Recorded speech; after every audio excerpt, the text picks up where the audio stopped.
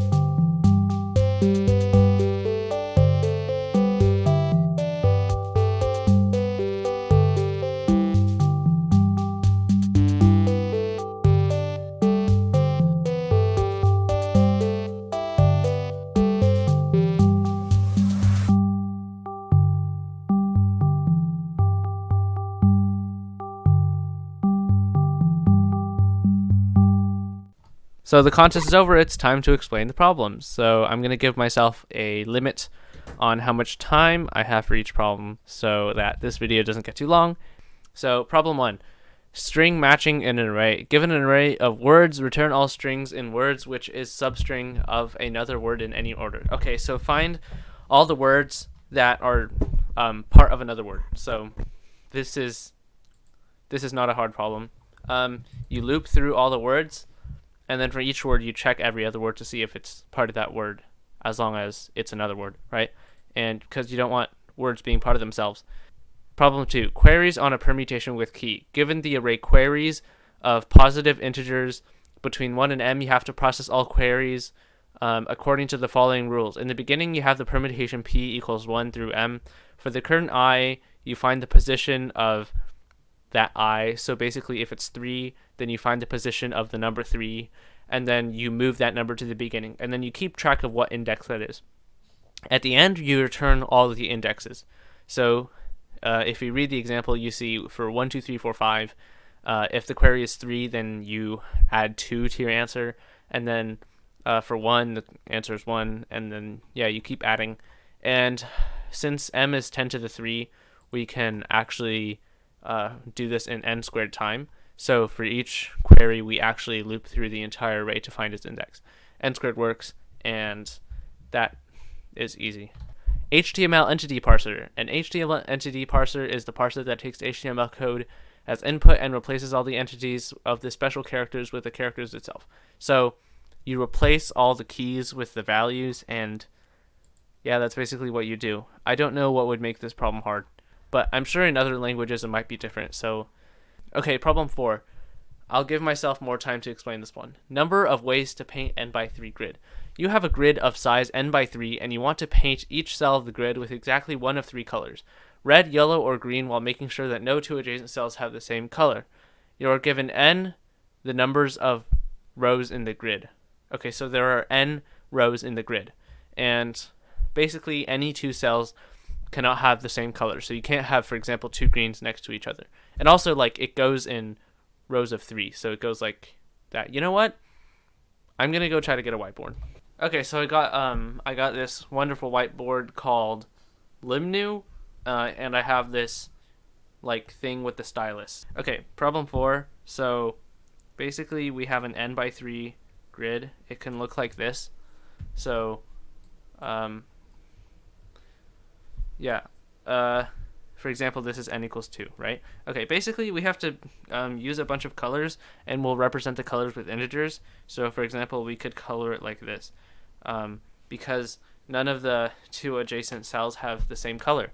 So we are presented with 12 possibilities for only one row, and this is the key to the problem. These 12 colorings, we will say they are 0, 1, 2, 3, 4, 5, 6, 7, 8. 7, 8, 9, 10. Okay, so for each of these represents a 3 by 1 grid. And every single possibility for a 3 by n grid must end in one row. For each ending, we know how many other endings they can have. So we can give each of these colorings an assignment, a key basically. So we can say 0 is, or the coloring 0, 1, 0 is given the key 0. The coloring 0, 1, 2 is given the key 1. The coloring 0, 2, 0 is given the key 2. And the coloring 0, 2, 1 is given the key 3. And I'm just going to do 4 here because that's easier than doing all 12. So for each of these last rows, we can say how many of the other ones can this end in. So if it ends in 0, 1, 0, we can say, okay, well, it can end in 1, 2, 1, which would be like the key 7 or something.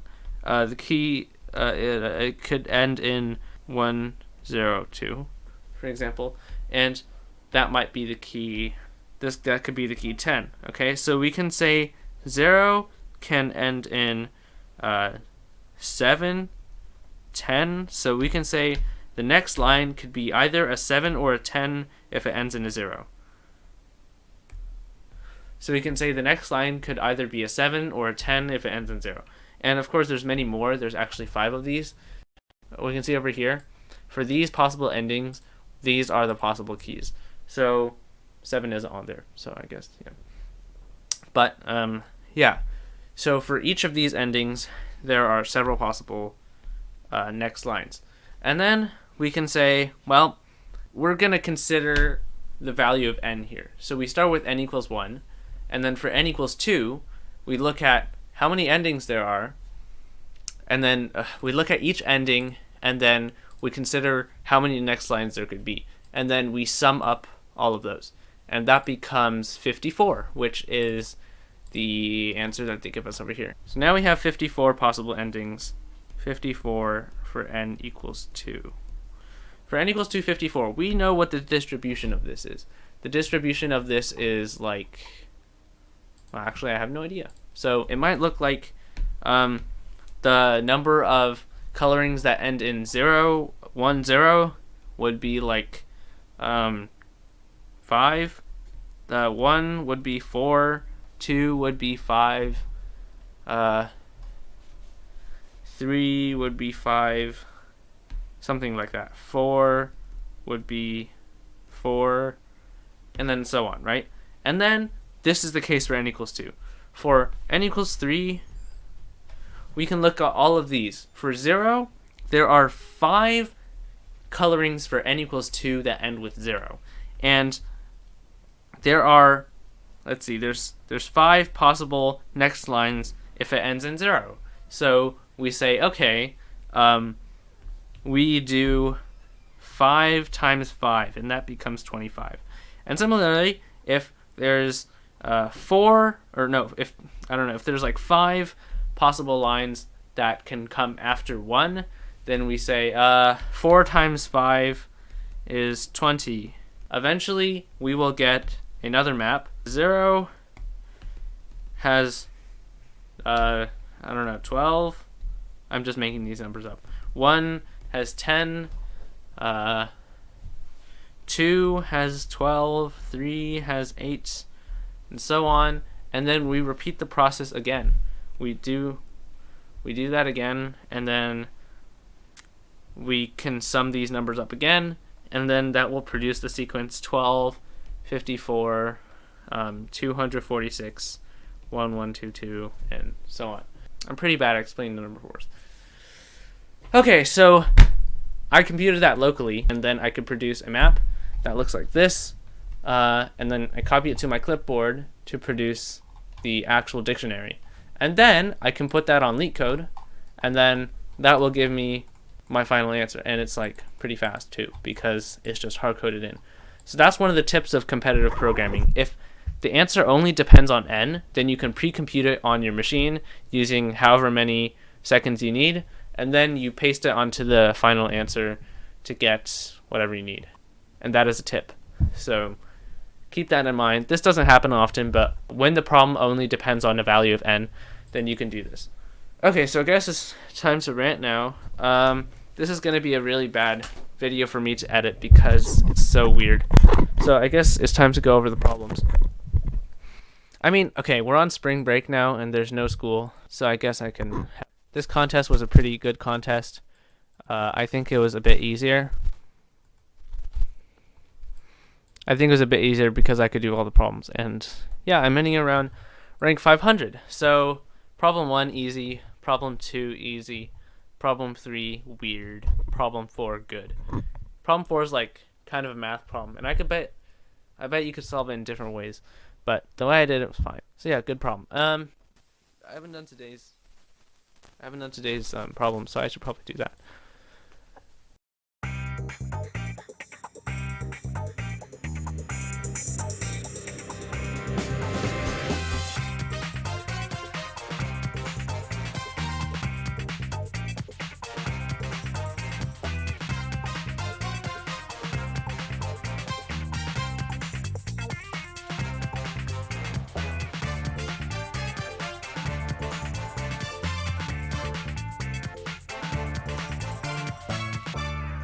Okay, the diameter of a binary tree is the length of the longest path between two nodes in a tree. The path may or may not pass through the root.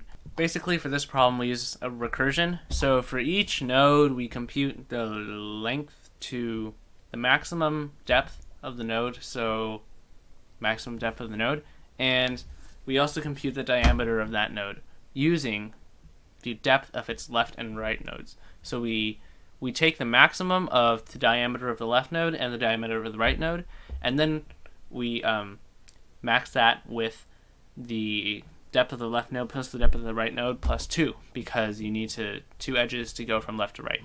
Okay, today's contest was pretty good. I solved all 4 problems and did today's problem from the 30-day LeetCode challenge. I hope you enjoyed the video. Thanks for watching. Goodbye.